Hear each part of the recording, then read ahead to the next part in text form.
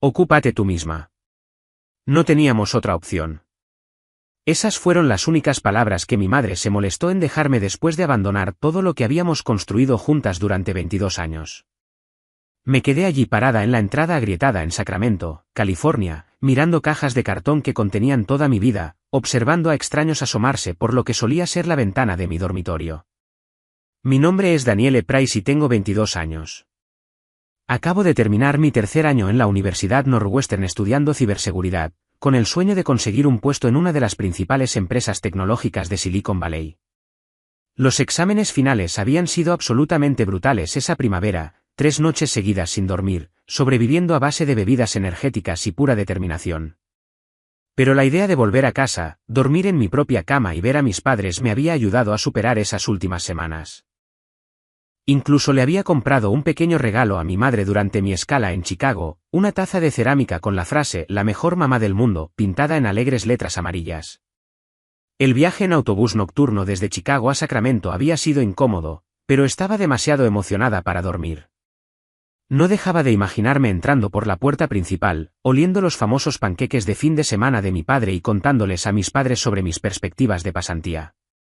El profesor Williams me había recomendado para un puesto de verano en Nexora Labs, y no podía esperar para compartir la noticia. Cuando el taxi me dejó en 1247 Oakwood Street ese martes por la mañana, todo se sintió mal de inmediato. El césped estaba completamente muerto, con parches marrones esparcidos por lo que solía ser el preciado jardín de flores de mi madre. Las cortinas habían desaparecido de todas las ventanas, dejando la casa con un aspecto hueco y abandonado. Pero fue el llamativo cartel rojo de «Vendido» plantado donde solía estar nuestro buzón lo que hizo que mi estómago se cayera a mis pies. Me acerqué lentamente al porche, sintiendo mi bolsa de lona más pesada con cada paso. Fue entonces cuando los vi, cajas de cartón apiladas descuidadamente junto a los escalones delanteros etiquetadas con cinta adhesiva con la letra de mi madre. Habitación de Danielle, libros de Danielle, ropa de Danielle.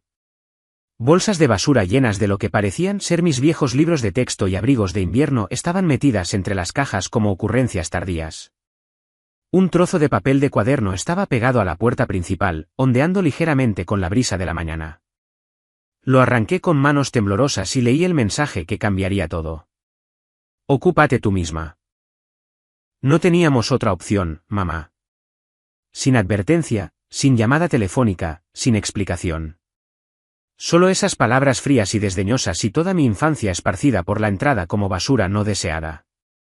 Busqué a tientas mi teléfono y marqué el número de mi madre, mis manos temblaban tanto que apenas podía presionar los botones. La sensación ominosa que se había estado construyendo en mi pecho estaba a punto de explotar en algo mucho peor. Mi madre contestó al tercer timbre, su voz transmitiendo ese tono familiar de irritación que reservaba para los vendedores telefónicos e interrupciones inesperadas. ¿Qué pasa, Danielle? Estoy ocupada. ¿Qué pasa? Repetí, mi voz quebrándose. Mamá, estoy parada frente a nuestra casa y hay un cartel de «Vendido» en el patio. Todas mis cosas están en cajas en la entrada. ¿Qué pasó? Oh, eso, suspiró profundamente, como si mi angustia no fuera más que un inconveniente menor. Tuvimos que vender rápidamente. El mercado era bueno y recibimos una oferta que no pudimos rechazar. Estamos empezando de nuevo en Florida. ¿Florida? ¿Cuándo? ¿Por qué no me lo dijiste? Las preguntas salieron de mí, cada una más desesperada que la anterior. Ya eres adulta, Danielle. Lo resolverás. No podíamos esperar a tu horario. Sus palabras me golpearon como golpes físicos. Tu prima Patricia nos encontró un lugar estupendo en Tampa. El clima es mejor para la artritis de tu padre. Presioné mi mano libre contra mi frente, tratando de procesar lo que me estaba diciendo. ¿Pero qué pasa con mi habitación? ¿Mis cosas? ¿A dónde se supone que debo ir? Tienes 22 años. Deberías ser independiente a estas alturas de todos modos. La mayoría de los jóvenes de tu edad ya viven solos. La crueldad casual en su voz hizo que mi pecho se tensara. Te hicimos un favor. De verdad. Ahora te ves obligada a crecer. Un favor. No podía creer lo que estaba oyendo. Vendiste la casa de mi infancia sin decirme nada y dejaste mis pertenencias en la calle como basura. ¿Cómo es eso un favor? No seas tan dramática. Todo está en cajas. Nada está dañado. Hizo una pausa y pude oír la voz de mi padre de fondo, aunque no pude distinguir las palabras. Mira, tenemos que irnos. Nos reuniremos con un agente inmobiliario para hablar sobre nuestro nuevo lugar. Eres inteligente. Ya encontrarás algo. La línea se cortó. Me quedé mirando la pantalla de mi teléfono con incredulidad, viendo mi reflejo en la superficie negra, pálida, sorprendida, abandonada. 22 años de cenas familiares, fiestas de cumpleaños, mañanas de Navidad y cuentos para dormir reducidos a, ya encontrarás algo. Intenté llamar a mi padre, pero fue directamente al correo de voz. Su alegre saludo grabado hace años se sintió como una cruel broma. Ha llamado a James Price. Deje un mensaje y me pondré en contacto con usted. Pero sabía que no lo haría. Ninguno de los dos lo haría.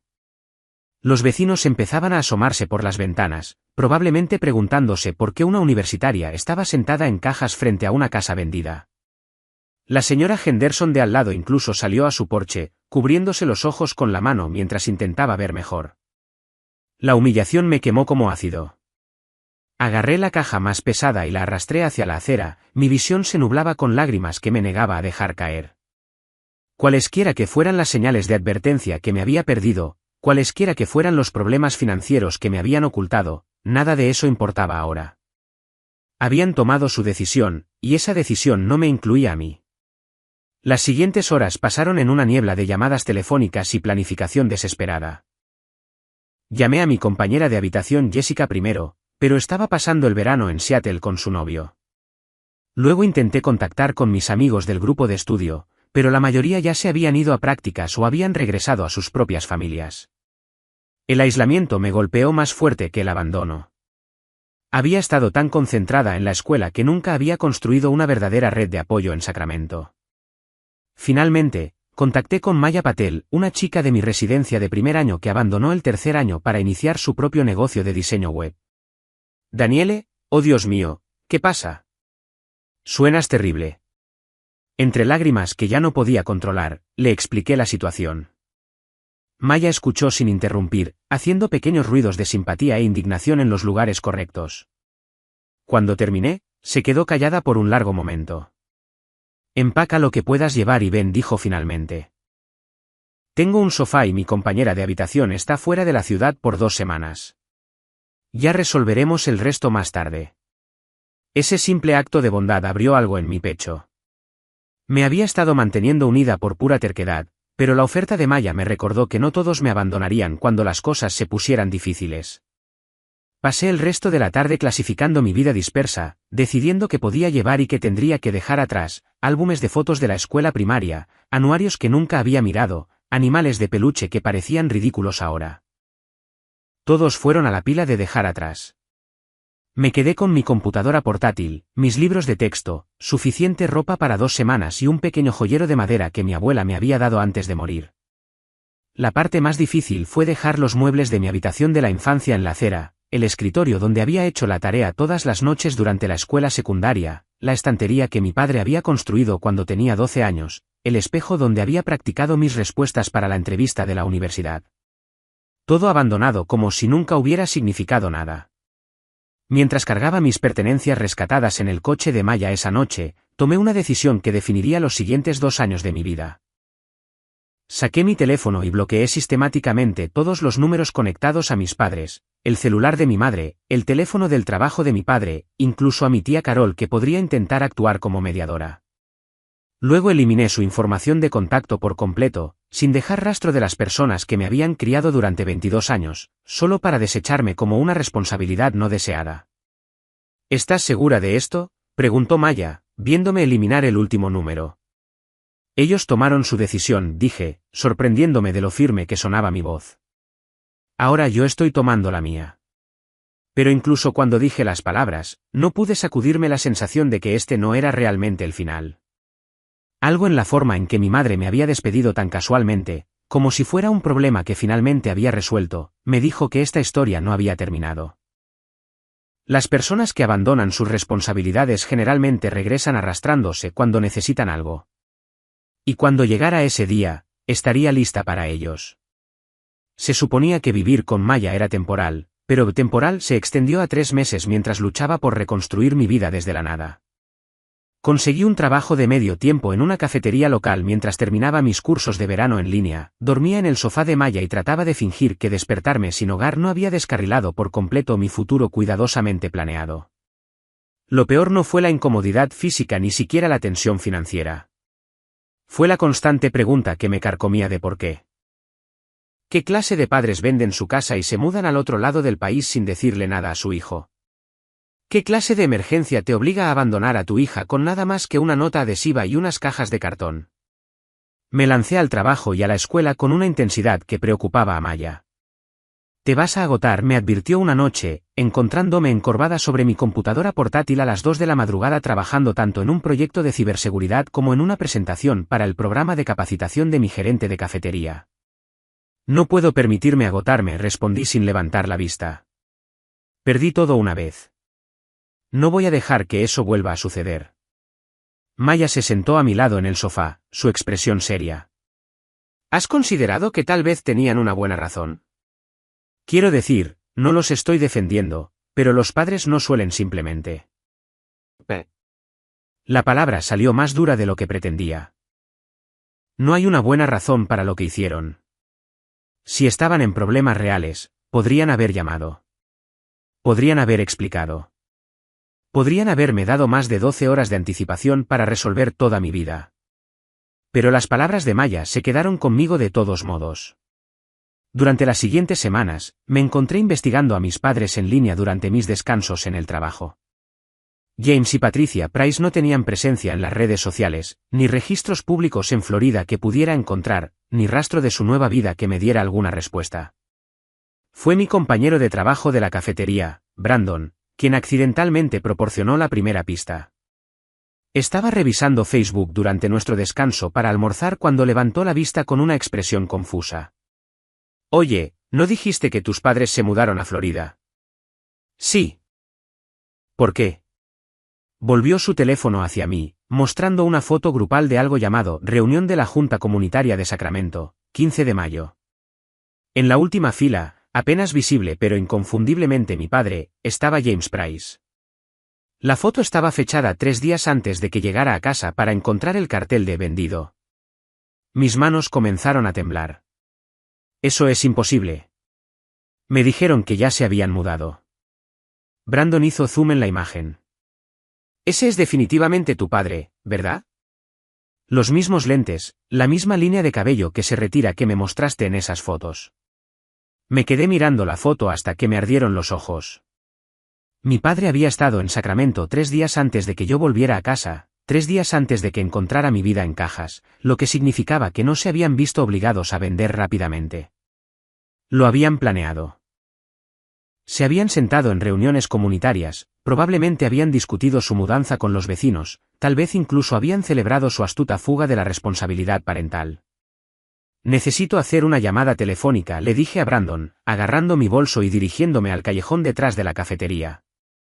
Desbloqueé el número de mi madre y marqué, mi corazón latía con fuerza contra mis costillas. Ella contestó al segundo timbre, su voz cautelosa pero no sorprendida. Daniele, ¿está todo bien? Me mentiste. Las palabras salieron planas y frías. Todavía estabas en Sacramento cuando llegué a casa. Papá estaba en una reunión comunitaria 3 días antes de que me abandonaras. El silencio se extendió entre nosotras durante varios latidos del corazón. Cuando finalmente habló, su voz había perdido toda pretensión de preocupación. Entonces, ¿qué diferencia hace? El resultado es el mismo. La diferencia es que tuviste tiempo para planificar, tiempo para llamarme, tiempo para organizar algo mejor que dejarme sin hogar con una nota adhesiva. Mi voz se elevaba, pero no me importaba. Elegiste hacerlo de esta manera. Querías abandonarme sin tener que lidiar con mi reacción. Oh, por el amor de Dios, Daniele, estás siendo ridícula. Sabíamos que ya encontrarías algo. Siempre fuiste ingeniosa. Su tono desdeñoso hizo que mi sangre hirviera. Además, está saliendo bien, ¿no es así? Ahora eres independiente, tal como siempre quisimos que fueras. ¿Independiente? Me reí, pero no había humor en ello. ¿Crees que dejar a tu hija sin hogar es buena paternidad? No te dejamos sin hogar. Te dimos la oportunidad de valerte por ti misma en lugar de correr de vuelta a mamá y papá cada vez que las cosas se ponían difíciles. Su voz transmitía ese tono condescendiente familiar que recordaba de las discusiones de la infancia. Deberías agradecérnoslo. Agradecérselo. La rabia que se había estado acumulando durante meses finalmente encontró su voz. ¿Por qué? Por enseñarme que las personas que se supone que más me aman me abandonarán sin previo aviso. Por mostrarme que la familia no significa nada cuando se vuelve un inconveniente. Estás siendo dramática. Te criamos durante 22 años. Pagamos tu educación, te pusimos un techo sobre la cabeza, te alimentamos y te vestimos. No te debíamos nada después de eso. Cada palabra se sintió como una bofetada en mi cara. La mayoría de los jóvenes se mudan a los 18 años. Te dimos 4 años adicionales. No me diste nada. Me quitaste todo. Estaba llorando ahora, calientes lágrimas de furia y dolor corrían por mis mejillas. ¿Los amaba? Confiaba en ustedes. Llegué a casa emocionada de verlos, y me tiraron a la basura como basura. Bueno, tal vez esto te enseña a no ser tan dependiente de otras personas. Su voz se estaba volviendo más aguda, más irritada. El mundo no te debe nada, Daniele. Cuanto antes aprendas eso, mejor estarás. La crueldad casual en su tono rompió algo dentro de mí. Tienes razón, dije en voz baja. El mundo no me debe nada, y tú tampoco, lo que significa que yo tampoco les debo nada. ¿Qué se supone que significa eso? Significa que he terminado contigo, con papá, con fingir que somos una familia. ¿Quieres que sea independiente? Felicitaciones. Has creado a alguien que no te necesita en absoluto. Tomé una respiración temblorosa. No me llames más. No me envíes mensajes de texto. No envíes tarjetas de Navidad ni mensajes de cumpleaños ni viajes de culpa a través de parientes. Querías que me fuera de tu vida. Lo tienes. Ahora estás siendo infantil. Colgué e inmediatamente bloqueé el número nuevamente. Luego bloqueé el número de mi padre, el número de mi tía Carol y a cualquier otra persona que pudiera tratar de hacerme sentir culpable por la reconciliación. Borré los mensajes de voz que había guardado de tiempos más felices, eliminé las fotos familiares de mis redes sociales y borré sistemáticamente todo rastro digital de las personas que me habían criado. Maya me encontró en el callejón 20 minutos después, todavía llorando y temblando con adrenalina. ¿Qué pasó? Te vi salir corriendo como si el edificio estuviera en llamas. Le conté sobre la foto, sobre la llamada telefónica, sobre la admisión casual de que mi abandono había sido completamente planeado y calculado. Maya escuchó con creciente indignación, sus oscuros ojos brillando con ira en mi nombre. Son sociópatas, dijo rotundamente. Los padres normales no hacen eso. Los padres normales no planean abandonar a sus hijos y luego actúan como si fuera un favor. Sigo pensando que debo haber hecho algo mal, haber sido una mala hija de alguna manera. Las palabras se sentían como vidrio en mi garganta. Pero no puedo pensar en nada. Obtuve buenas calificaciones. Me mantuve alejada de los problemas. Los llamé todas las semanas desde la escuela. Los amo. Y esa es exactamente la razón por la que esto no es tu culpa. Maya me abrazó con fuerza. Fuiste una buena hija para unos malos padres. Algunas personas simplemente no deberían tener hijos. Mientras caminábamos de regreso a la cafetería, sentí que algo cambiaba dentro de mí. La parte de mí que había estado esperando la reconciliación, la parte que había estado poniendo excusas por su comportamiento, finalmente murió. Me habían mostrado exactamente quiénes eran, y finalmente estaba lista para creerles. La revelación sobre el abandono calculado de mis padres provocó algo peligroso en mí, una determinación fría y enfocada que sorprendió incluso a Maya.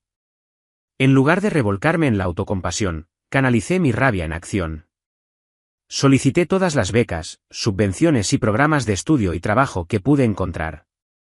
Tomé turnos adicionales en la cafetería y comencé a realizar consultas de ciberseguridad independientes para pequeñas empresas. En agosto, había ahorrado suficiente dinero para conseguir mi propio estudio cerca del campus. Era pequeño, apenas más grande que un vestidor, pero era mío. Nadie podía venderlo debajo de mí ni dejarme con nada más que una nota adhesiva de despedida. Maya me ayudó a mudar mis pocas pertenencias, todavía en su mayoría los mismos artículos que había rescatado de esas cajas de cartón meses antes. ¿Estás segura de que no quieres esperar y encontrar algo más grande?, preguntó, mirando el espacio estrecho con dudas. Esto es perfecto, dije, colocando mi computadora portátil en el escritorio de segunda mano que había comprado por $50. Es exactamente lo que necesito. Lo que necesitaba era completa autosuficiencia. Me lancé de nuevo a mis estudios con un enfoque renovado, atacando mi curso de ciberseguridad como si mi vida dependiera de ello porque, en cierto modo, sí lo hacía. Cada habilidad que aprendía, cada certificación que obtenía, cada conexión profesional que hacía era otra capa de armadura contra volver a ser vulnerable. El profesor Williams notó el cambio en mi trabajo de inmediato. Daniele, tu último proyecto sobre pruebas de penetración en la red es un trabajo de nivel de posgrado, dijo después de la clase un día. ¿Has considerado acelerar tu calendario de estudios? Lo había estado considerando en realidad. ¿Qué tan rápido podría terminar? Si tomas cursos de verano y sobrecargas tu horario, podrías graduarte un año antes. La carga de trabajo sería intensa, pero según tu desempeño reciente se encogió de hombros, creo que podrías manejarlo. Esa noche, elaboré un plan académico agresivo que me haría graduarme en diciembre en lugar de la primavera siguiente. Significaba tomar 6 cursos por semestre en lugar de 4, trabajar en prácticas durante cada descanso y básicamente eliminar cualquier vida social que pudiera haber construido. Pero también significaba ingresar al mercado laboral un año antes que mis compañeros con un año menos de deuda y un año más de distancia de las personas que me habían abandonado. El plan estaba funcionando perfectamente hasta noviembre, cuando todo cambió de nuevo. Estaba en medio de una tarea de criptografía particularmente desafiante cuando mi teléfono vibró con una notificación que no había visto en meses, una solicitud de mensaje en las redes sociales de alguien llamado Patricia Price. Mi madre me había encontrado. Daniele, cariño, sé que estás enojada, pero necesitamos hablar. Por favor, llámame. Estamos en problemas, y necesitamos tu ayuda. Eres la única que puede ayudarnos ahora. Me quedé mirando el mensaje durante mucho tiempo, mi corazón latiendo con fuerza. Parte de mí quería eliminarlo de inmediato para mantener el muro que había construido a mi alrededor, pero una parte más grande tenía curiosidad sobre qué tipo de problemas podrían llevar a mi madre a comunicarse después de meses de silencio de radio. Tomé una captura de pantalla del mensaje y se lo envié a Maya con un solo signo de interrogación. Su respuesta llegó de inmediato, de ninguna manera. Ni siquiera lo pienses. Pero estaba pensando en ello, no porque quisiera ayudarlos. Ese barco zarpó hace mucho tiempo. Estaba pensando en ello porque por primera vez desde que me abandonaron, yo tenía todo el poder. Necesitaban algo de mí, algo que no podían conseguir en ningún otro lugar. Y después de meses de ser la que se quedaba atrás, descartada y despedida, la idea de ser necesitada se sentía embriagadora. Abrí mi computadora portátil y comencé a investigar qué tipo de problemas podrían tener 2 jubilados de mediana edad en Florida. Fuera lo que fuera, tenía la sensación de que estaba a punto de descubrir que el cruel abandono de mis padres había sido motivado por algo más que solo un deseo de mi independencia. No respondí al mensaje de mi madre de inmediato. En cambio, pasé 3 días investigando a James y Patricia Price en Tampa, Florida, utilizando todas las herramientas y técnicas de ciberseguridad que había aprendido. Lo que encontré fue aún peor de lo que había imaginado. Los registros públicos mostraron que habían comprado un condominio de lujo en una comunidad cerrada por $800,000, casi 3 veces más de lo que habían vendido nuestra casa de Sacramento. También habían comprado un nuevo Mercedes y habían realizado varios cruceros costosos según las publicaciones en las redes sociales de la cuenta de mi prima Patricia. Pero más interesantes fueron los desarrollos recientes. Hace 3 meses, mi padre había sido arrestado por fraude de inversión. Aparentemente, había estado dirigiendo un esquema Ponzi dirigido a jubilados de edad avanzada en su comunidad, prometiendo rendimientos imposibles en inversiones en criptomonedas. El esquema se había derrumbado cuando demasiados inversores intentaron retirar su dinero a la vez. El mensaje desesperado de mi madre de repente tuvo mucho sentido. No estaban en problemas. Se enfrentaban a cargos federales, y necesitaban a su hija, la experta en ciberseguridad, para ayudarlos a ocultar su dinero robado o manipular pruebas o hacer cualquier cosa ilegal que pensaran que podría estar dispuesta a hacer por la familia. Después de descubrir sus crímenes, sentí una fría satisfacción instalarse sobre mí. Me habían abandonado para perseguir dinero fácil y un estilo de vida de lujo, y ahora que todo se había derrumbado, esperaban que lo rescatara. La pura audacia era impresionante. Redacté mi respuesta cuidadosamente. Lamento saber que están teniendo dificultades. Desafortunadamente, estoy muy ocupada con mis estudios y trabajo. Estoy segura de que ya encontrarán algo. Siempre dijeron que necesitaba ser más independiente. Tal vez sea hora de que sigan su propio consejo. Presioné enviar e inmediatamente la bloqueé en esa plataforma también. En cuestión de horas, recibí solicitudes de amistad de mi padre, mi tía Carol y 2 personas que no reconocí que probablemente eran amigos de la familia reclutados para contactarme. Los bloqueé a todos sin abrir sus mensajes. La semana siguiente trajo una avalancha de intentos de contacto, números de teléfono desconocidos que llamaban a mi trabajo, correos electrónicos a mi cuenta universitaria, incluso una carta certificada reenviada desde mi antigua dirección. Ignoré todo, centrándome en cambio en mis proyectos finales y solicitudes de empleo. Maya observó mi rechazo sistemático de sus súplicas con algo parecido al asombro. ¿De verdad no vas a ayudarlos en absoluto? ¿Ayudarlos a qué? ¿A ocultar dinero robado? ¿A obstruir la justicia? Me encogí de hombros.